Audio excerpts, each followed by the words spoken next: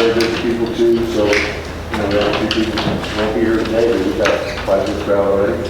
So just a reminder, we only have 2 more of these today and next Thursday, and everything gets wrapped up. And next week, some more representatives will come in to give us more information on how to handle the surveys, information we get, so more direction. Anyway, so without further ado, let's get going. Thanks, Butch. And I think you all, you've met Dr. Trent Hill, who was formerly at A&M Corpus Christi as vice president, and I think you've met Mr. Doug Milbauer, who's the director of our Coastal Green Business Innovation Center. So Doug's involved in these projects too. So as you remember, I guess 2 sessions ago, I gave you a PowerPoint set that had a list of strategic priorities, and then there were some lines where you could start thinking about what would be action items that could address those and resolve those issues, and take advantage of that opportunity. So what we're going to do today is complete that list of action items. So we started in the last workshop, and we talked about infrastructure improvements, recruiting larger employers, building enthusiasm through effective messaging, enhanced mental health resources, and community cleanup. So there were some people that had some ideas about that. Has anybody, before we get on to the ones we didn't cover, does anyone have like an action recommendation that we didn't really discuss in the last workshop? I can write those down. I said, so for infrastructure, we talked about implementation of ongoing projects and communication about the status of those projects, water study, flood control projects, data, see, that should come to communication, and then the two-way road to the east side of 35, broadband installations, 58% complete, water improvement project, and there was a discussion of the high asphalt prices and challenges that presents, and emergency generators, and this 75-acre real estate development opportunity. So is there anything else related to infrastructure that needs to be highlighted? So the next workshop is, as Butch mentioned, we'll have Claudia Morrow with the Alamo Area COG. She'll be able to discuss resources available in the state and federally, but we're also trying to get someone from EDA and USDA to talk about resources they have. So we'll present all this next week, and then hopefully they'll offer, suggestions about how to receive funding for those types of projects. So is there anything left off that list? Is there an opportunity to add, I know it's late in the game, but we talk a lot about drainage and how important it is. But in Texas, especially in South Texas, it's always an issue having water. And when we start looking at these drainage projects, is there a way to study the potential of some water capture opportunities? Instead of buying a lot of concrete and doing a lot of work and getting water out of here fast, if there's ways that we can slow it down and capture. We're just a few feet above Carrizo recharge here, and when we do use Carrizo water, and if we can slow water down and infiltrate more, we could potentially have more water longer than some of the other communities around here. So when they start talking about drainage, I want to make sure that they implement, or we look at implementing some of the deals that they're doing in Arizona, because they're actually going in and cutting concrete drainage that they put in, spent a lot of money putting in, after they realized that they dried up all their groundwater. And so before we start on the drainage issue, we look at water capture opportunities at the same time. I think it's critical for this area. Yeah, that's a great point. So we'll add that to the list, and that is a very good point. Anything else? Butch, so the broadband, that should be completed? Yeah, we're almost there. Okay. Yeah, so I believe, I don't know, David, how much left, who do we have left? 2 weeks. 2 weeks. 2 weeks. 2 weeks, wow. Wow, Okay. 2 weeks.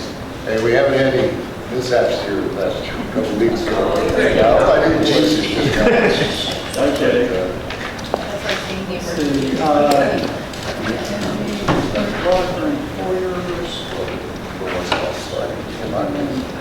So in terms of recruiting larger employers, We discussed this tight collaboration with the Overdina, and then the use of type A funds to support a salary for an economic development officer. And then, again, using the 75-acre mixed-use real estate development to attract employers. And then also capitalizing on the I-35 proximity to recruit additional retailers. So anything you missed on that, that you thought of after our last workshop? That 75 acre, is that a city owned or is that? Yes. Okay, so it's a city owned property. City owned. Okay. And that's the one to have mixed development, both possibly affordable housing, but then also industrial. Is that what we're looking at? Well, commercial. Commercial. Perfectly not industrial. Okay, commercial. Yes, I hope so. And we are getting considerable traction on that Good. already. So a lot of things in the works. Have y'all had a plan on that? Is there a written plan? Oh, as a matter of fact, it's about to go ahead. Yeah, so we're having the actual land analyzed first, as far as the topography and infrastructure and so forth. And we're having a company to do that profile on the land, as well as we're going to have the commercial realtor that we hired is going to do their own retail marketing pamphlet to go with that. Okay. And we might even throw some of this statistics for this survey in as well. And then we're going to have a portfolio that we have to present to the commercial developer that wants to come down and invest in this property. So that's what we're doing. Just an idea, UTSA has a College of Engineering and Urban Planning. And one of the things we did at the university, we had to expand because it was on an island. And the great thing about being on an island is you're on an island. The bad thing about being on an island is you're on an island. There wasn't any expansion. And so we were the city was giving us an old baseball complex that was just right across the Oso Bay. And we got College Station's architectural and urban planning. They made it a graduate project that they came down and did some, they had fly-throughs and how the best use of the land. And so it was the professor and the students, graduate students, basically gave a presentation. We then took that to our contractor and our architect that we hired, and they used it pretty close. And so I didn't know, there's, one of the things at the UT College of Engineering and Urban Planning, there's a couple of faculty members that I wrote their numbers down. They like those things. A lot of times in a graduate program, they want a project and to be able to work with the community because that's what they're learning. These are students that are learning to be urban planners and to be able to have as one of their graduate projects be, for the city of Devine, we're taking the 75 acres, and they kind of interview and everything. And they can turn out a really neat project, if nothing else, for marketing to the community as well as the deal. So it's just a thought. I don't know if you ever Those thought of numbers if you have them. So I'll take those numbers if you have them. Yeah, I will. Thanks, Trent. Building enthusiasm through effective messaging. We talked about the possibility of a position for a city communications director/officer, and then also the possibility of having, once this plan is completed, and maybe some of the other projects underway, have a state of the city breakfast or luncheon where you could have chamber members. Yes, okay. So any other action items we need to record regarding messaging, let the community know about changes that are underway or being planned? We could get better at explaining to the community what resources are available for assistance. Because that's what I get a lot. When I get a new client, the first thing they say is, I didn't even know this was here. I didn't even know this help was available. So probably advertising what resources we have available for assistance better.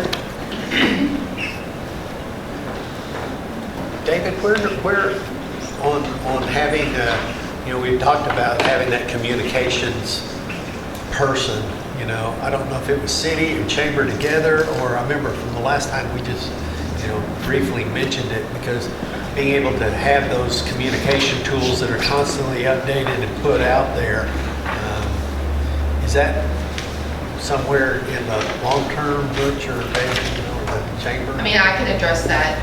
David's been very active as Butch has, coming to our chamber meetings. Nancy is our secretary. We just got our office back. We're in the process of redoing that. We've got an email thread, and we've never had more than 60 members, and we had a huge membership push. We got 126 members in our Chamber of Commerce. Just amazing. Yeah. So we're looking forward to continued collaboration with the school and the city, because Nancy, we're putting together our email, because we're doing a pamphlet that will be out. KK and her daughter, Kayleen, have been working on it, on a map, and then also a business directory that I've wanted to do for many years. Yeah. And it's almost complete. And it's just knowledge is power. And we talked about all of the good things that the school and the city are doing, and you look on Facebook and it's, negative Nelly and glass half empty. We want the glass half full. So we want to utilize the emails and everything that we have through the chamber to help this process. So this is, honestly, it's really a rebuilding year, kind of aligns with what we're doing here. But knowledge is power, so. Well, that was one of the things of your survey, the community, some of the things that I saw, that may have been negative, I'm like, they have no clue that y'all are already doing. You're way ahead of the game here. But if it's on Facebook, it's true, right? But that's where that state of Devine, state of the city, to be able to launch that, and for Butch to be able to stand up and say, here's what we're doing, here's where we're going, here's what we've got accomplished in the chamber, and now we're going to be continuing that communication tool, that it's not a one-time, it goes away, it's the launch of the communication that's going to continue. Agreed. Yeah. So we have budget season, we have budget season coming up, so our website right now needs to be completely redone also. So it'll be more user-friendly and has information on there as well. You don't have to click 72 times just to get one answer on what you're looking for. And then, of course, we have Facebook now, but the younger population uses TikTok and other platforms, so we're going to have to launch those as well. So to answer your question, short-term is the Facebook, and what we're doing now long-term is a new website and some more communications tools where we can probably be on the app to where it can be more responsive, to where people can ask questions and get a response a lot faster. One of the things we have coming out with the Devine News that's coming out soon is a wonderful annual community and newcomer guide, and it lists tons of the resources in our community, where to find them. The map will be added to that this year, and that's something annual, and that gets into people's hands. You don't just have to go on the phone, it's on your Facebook or something. So that is a wonderful resource that the Devine News does every year. And the city, maybe for next year, may want to include more of what you've done in the past year, what you're doing in that. I know they participate and advertise that, but it might be something to add to it next year. Well, I don't know, long term, if there's that communication specialist that the city and the chamber could share. One of the most effective things that Amarillo did when I was economic development is they combined resources. So you had the city, you had the Amarillo Industrial Foundation, you had the chamber that shared. My salary was paid by three different, of course, the problem with that is I had three bosses, and each one thought they were the first one, but it really made to where everything's working together. You got the school district, you got the city, and you got the chamber. Those three, being able to cooperate and even share sometimes in the we're going to contribute this much annually. So you're not having to carry the whole bucket of water, but it's something that communication then doesn't get just isolated over here, and we're missing something over there. It becomes a part of it. Yeah, that's good. Okay, and we talked about enhancing mental health resources,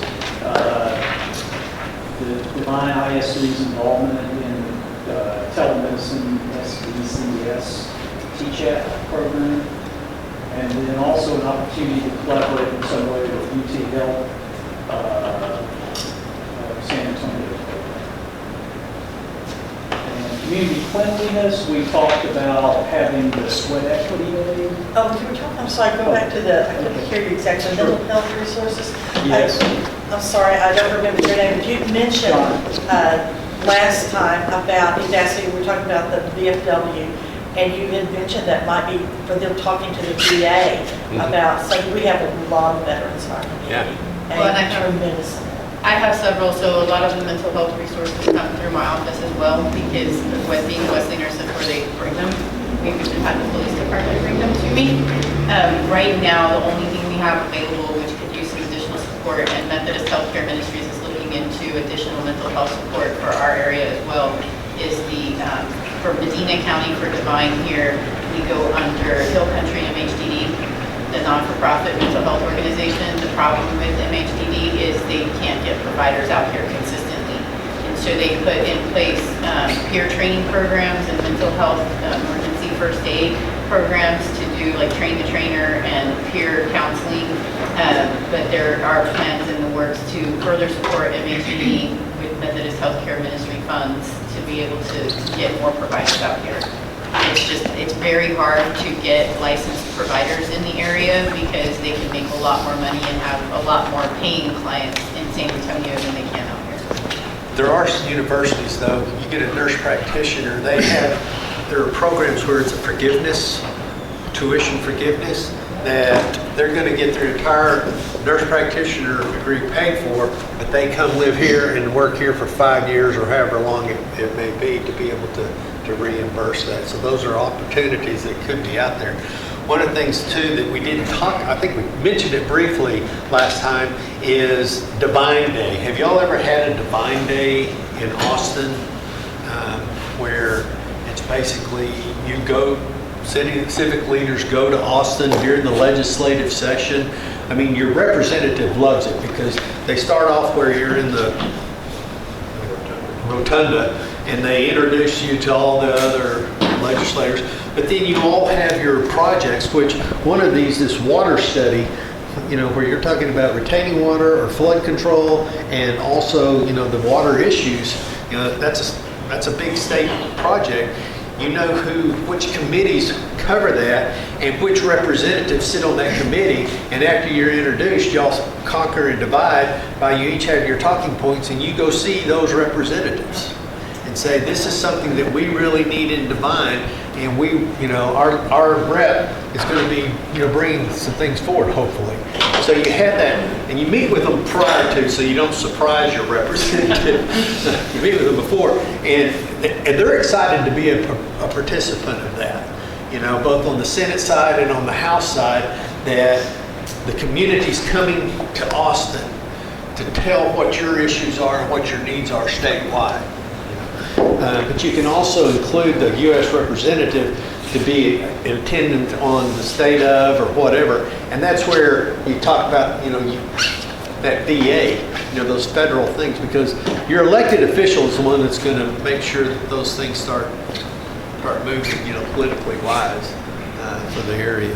So, Well, Trent organized those at the university, and I participated in it. And the thing that's nice about it is you will get to meet with your local representative and state senator, but with the other committee members, these people, like say there's a committee that has funding for some of these items, you're going to meet with those committee members, and you're not going to meet with them, you'll meet with their staff, but their staff's very diligent in taking notes, so when that committee meets, they already know about what are the priorities for your community that they go through. It just seems to be important in terms of getting those things added into a bill. That's when and a lot of times at the end of the legislative session, it's called, the rider. And that's where, especially if you have a rep that's in your area that sits on a, finance committee or some other major committee, they sit on that. At the end, after they do the budget, House Bill 1 or Senate Bill 1, they kind of alternate each year, meaning every 2 years. After they present that, and the committee, the LBB is working on it, which is made of the House and the Senate, and they work on the state budget.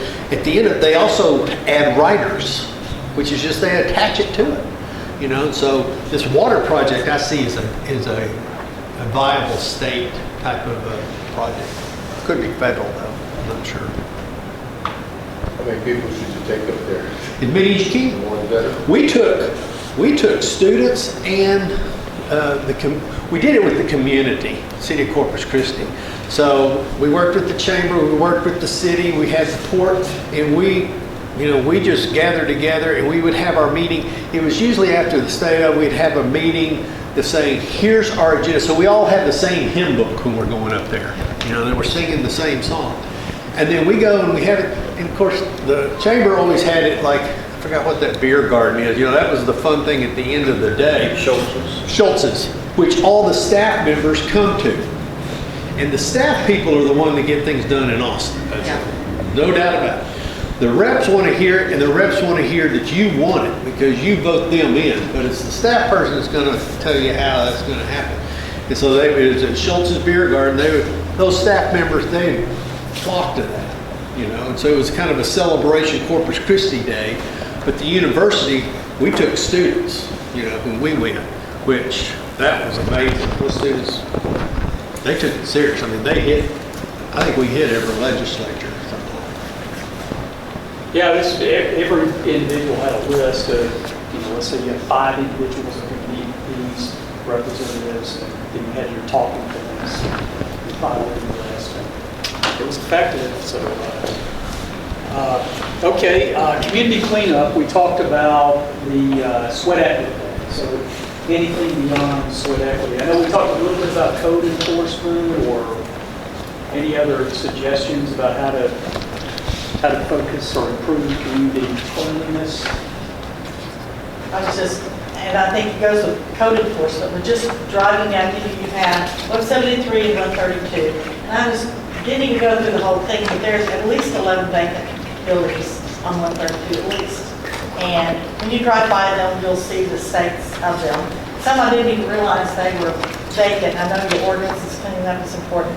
But one thing that I liked your idea is that it's got to be visual. Whatever we do, some of the projects that we do within the community cleanup, it's got to be something visual for people to buy in. And I was thinking one thing, when you were talking about this, is that through the Chamber of Commerce, we need a meeting with the leaders of the local organizations to help plan for community projects that maybe the city can say, we want to do this. We want to do this for the city cleanup. What do we want to do? You get the buy-in. We've got some strong organizations in our community. We've got some great leaders. They've got strong backup. You can call them and ask for help. Well, you get a committee of those people and you break things down and you've got some go-getters that get things done.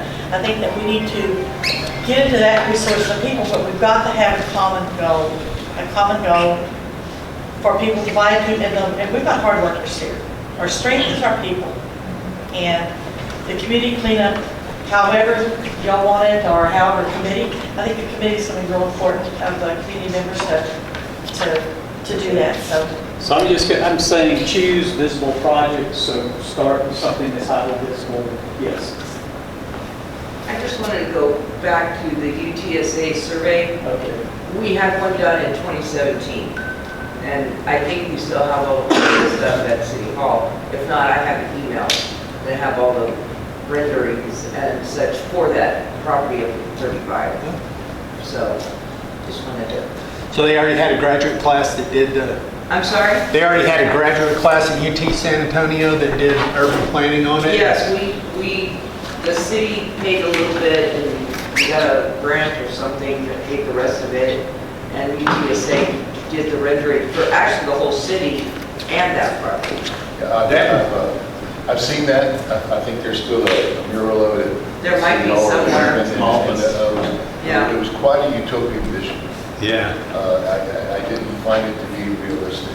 Well, that's where, but you already had that start. So going back to them and having them focus on the 75 acres. Yeah. Okay. And this is what we want in that 75. This is what we envision. How do you do that? And let them. Yeah. Right. It may be useless when it's done.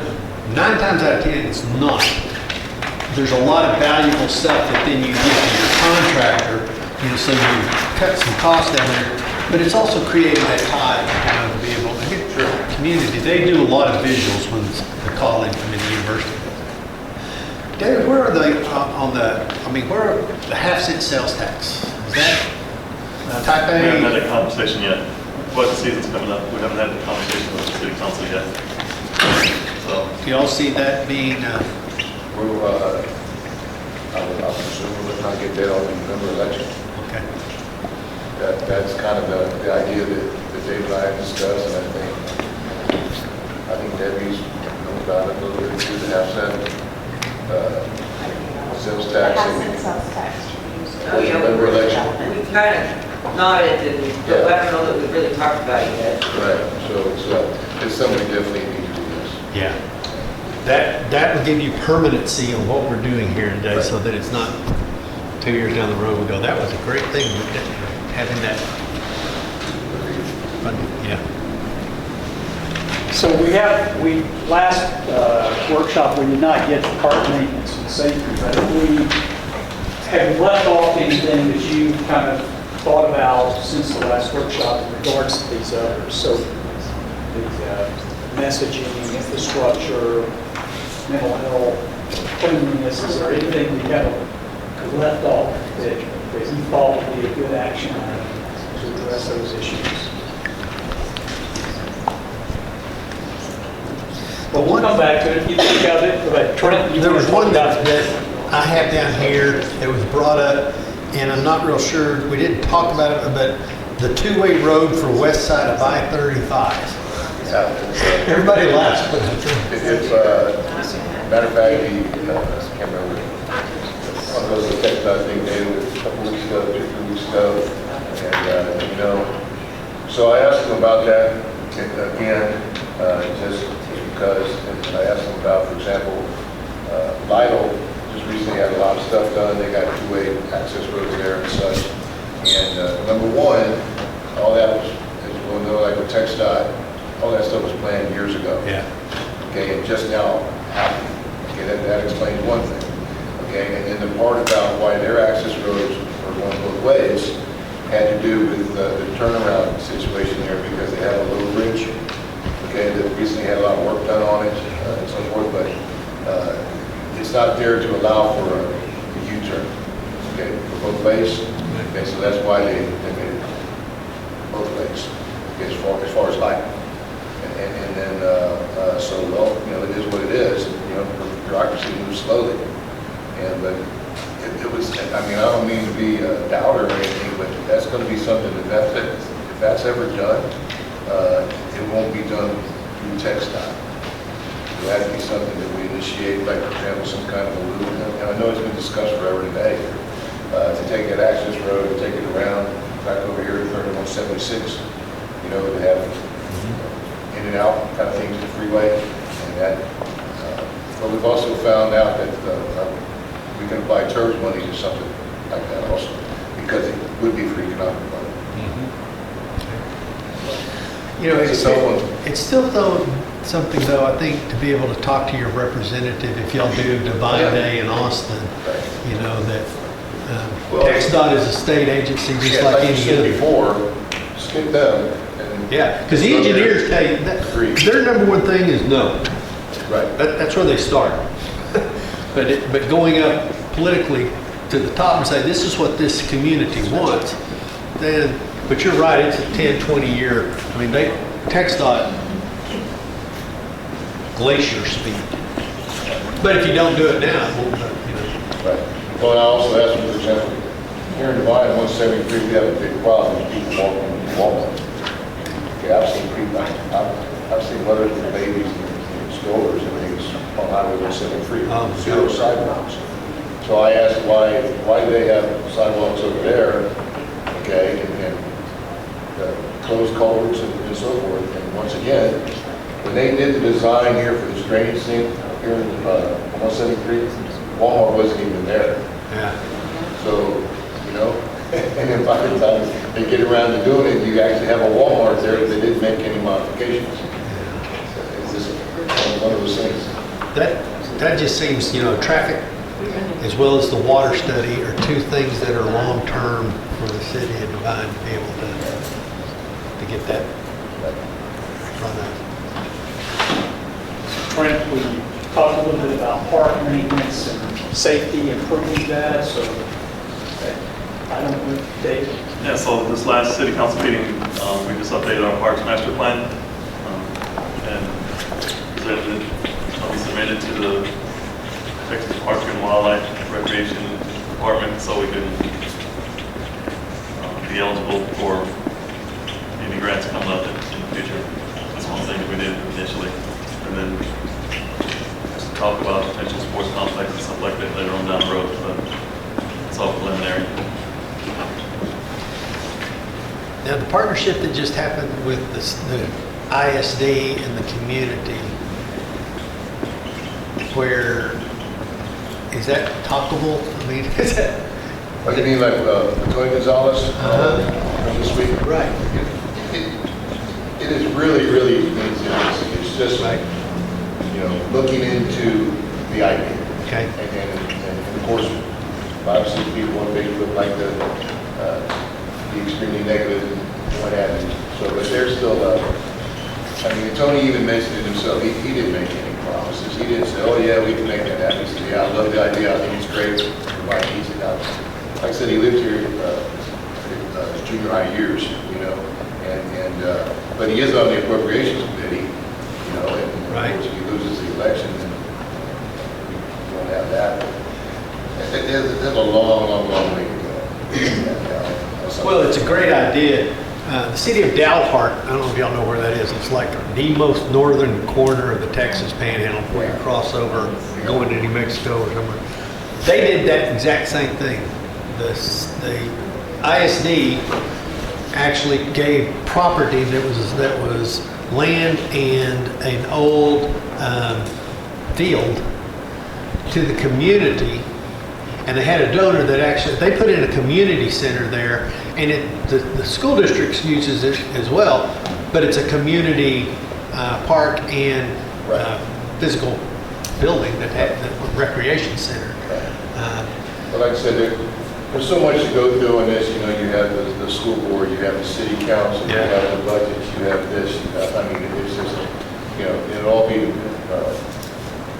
I would assume, dependent on just how much help we can get from the federal government, or something like that. One of the things I noticed was that there may be confusion as to the types of projects, because they were just mentioning all the things, like Mr. Morales was mentioning, like, well, why was it a little sports complex, and we need roads and water and these things, but the money may be captured and handcuffed as to what he can actually do with that. Right. You know, versus state and federal, so if it develops into a bigger push, we definitely need to educate, so we don't get run over when we ride out of our offices. That's right. And that's where you do it on your state of the city. I guarantee you clarify, you know, say y'all start doing, you do that, and you're doing it every year.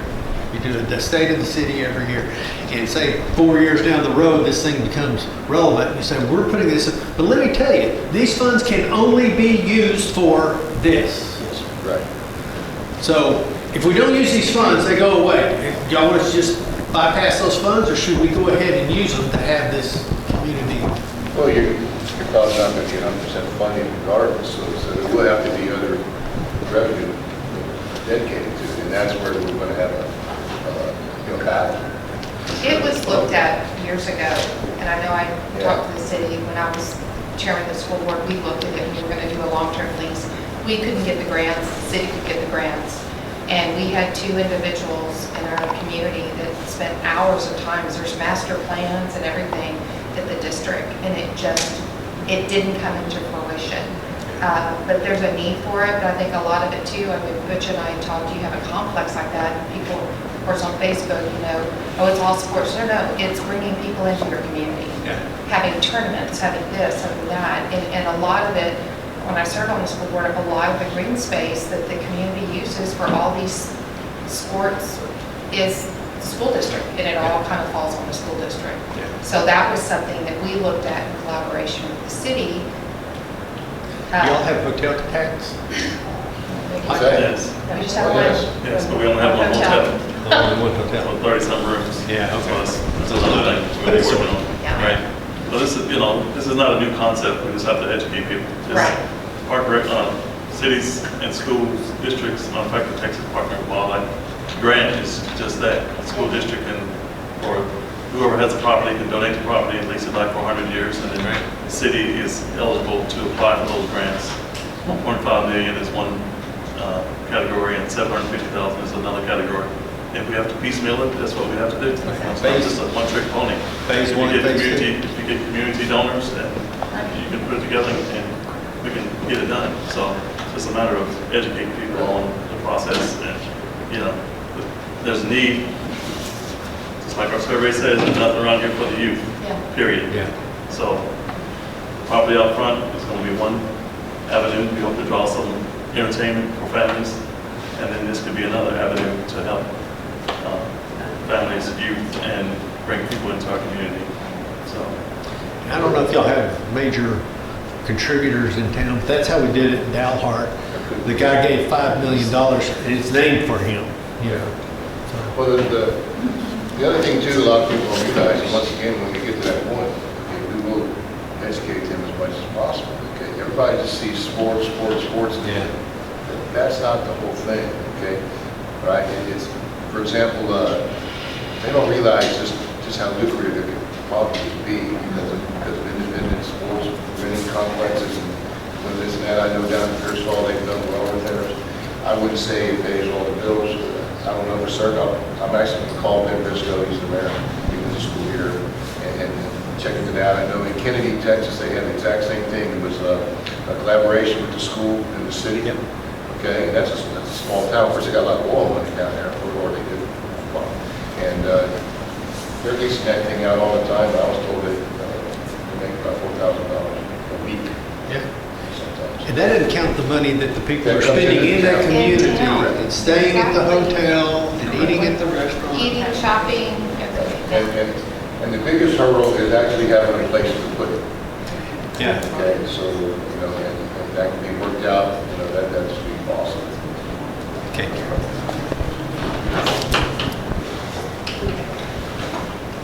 All right, anything else we wanted to touch on? So park maintenance and safety, is there an issue in certain parks where it needs to be addressed, or is I mean, we said park maintenance and safety, so obviously we talked about the new updated parks master plan and this potential new youth sports complex, but is there some unsavory element in certain parks that needs to be? We have, how many parks do we have with the city have? 3? I thought the Little League Park is owned by the city too. that's the Little League Park. We have Curcio Park and our main park here in town. Curcio Park, Yes, and then the one on the, yeah, so Curcio Park needs to be more developed. Lighting, if you want to talk about safety issues, lighting would be an issue. Maybe potentially put a fence up around it, something like that. Also parking in that area as well. So those would be the three off the top of my head as far as safety is concerned. And David, what's the name of that park? Curcio Park? C-U-R-C-I. Curcio Park. C-U-R-I. C-U-R-C-I. Oh, C-U-R-C-I-O. Okay. Curio Park.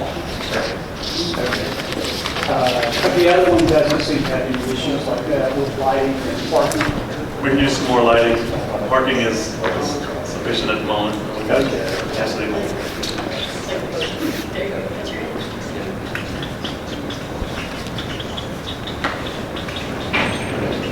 And what's the name of that park, David? I don't remember the name of that park. Is it, it used to be called Briscoe Park, it's been a few names, but it's already known. What's the name of the park over there? Briscoe, and It the is sign called Briscoe Briscoe is- Park. Sure, Briscoe Park. Ultimate. Okay. Now, one thing too, the EDA has funded in some of the communities where we've worked, and I don't know if it fits with what your needs are, but is a multi-purpose facility, which is kind of a multi-purpose facility, but they have had funding for that. Doug, I think y'all worked with the city of Rockport on a multi-purpose facility at EDA.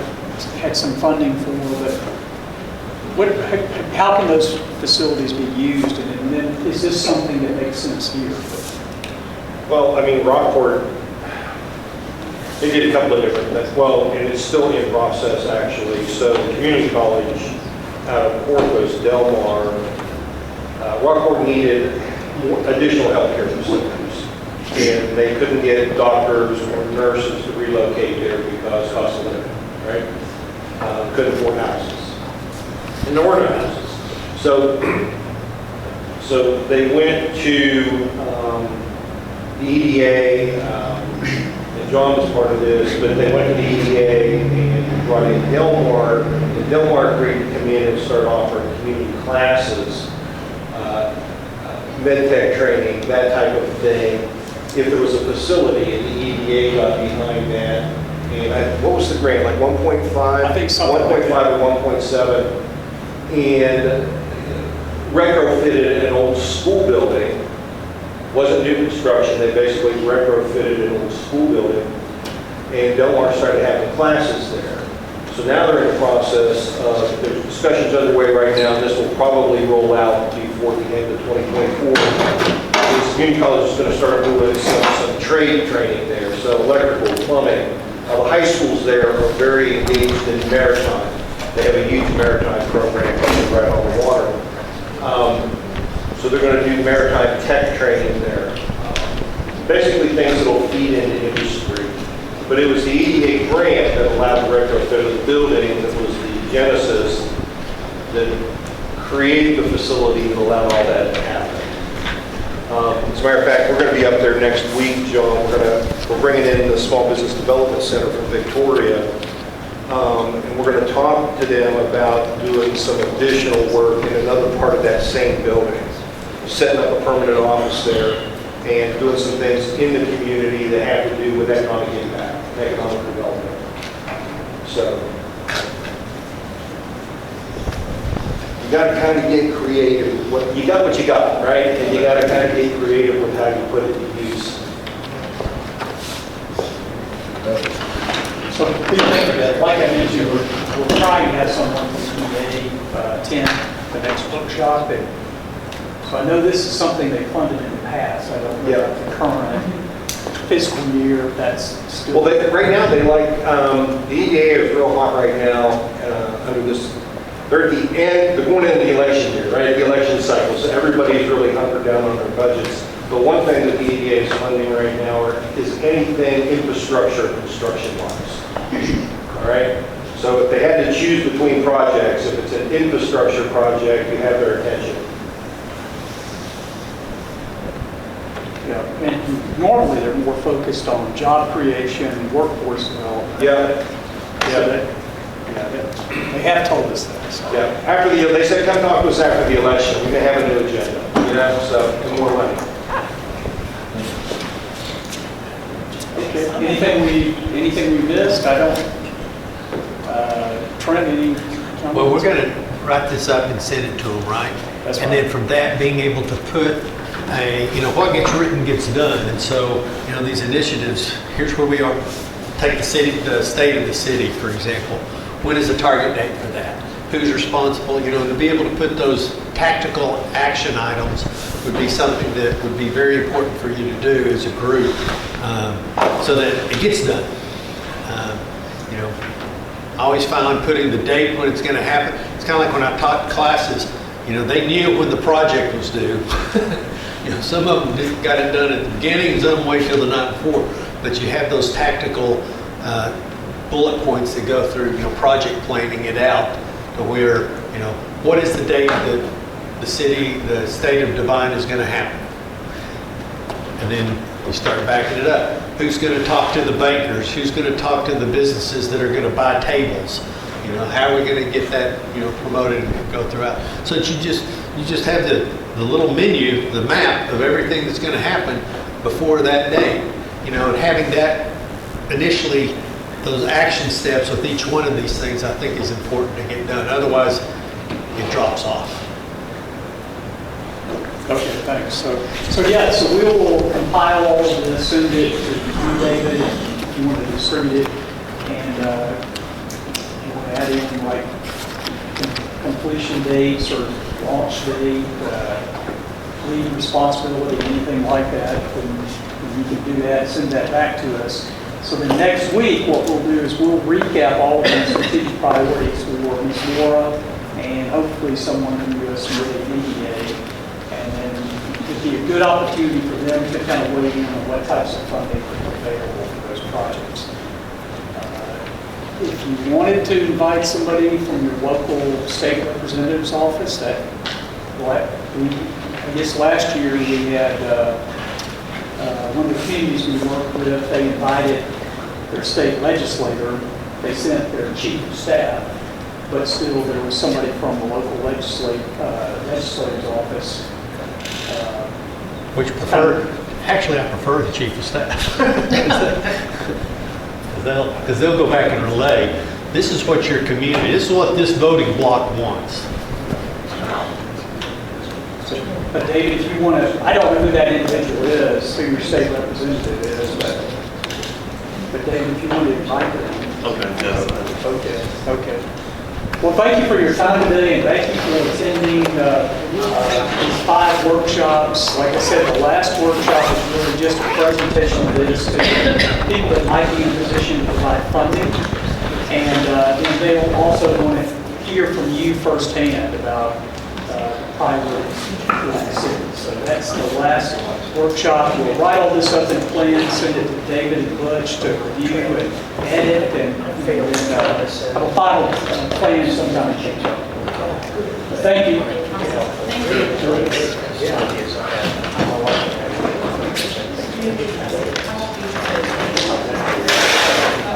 Thank you.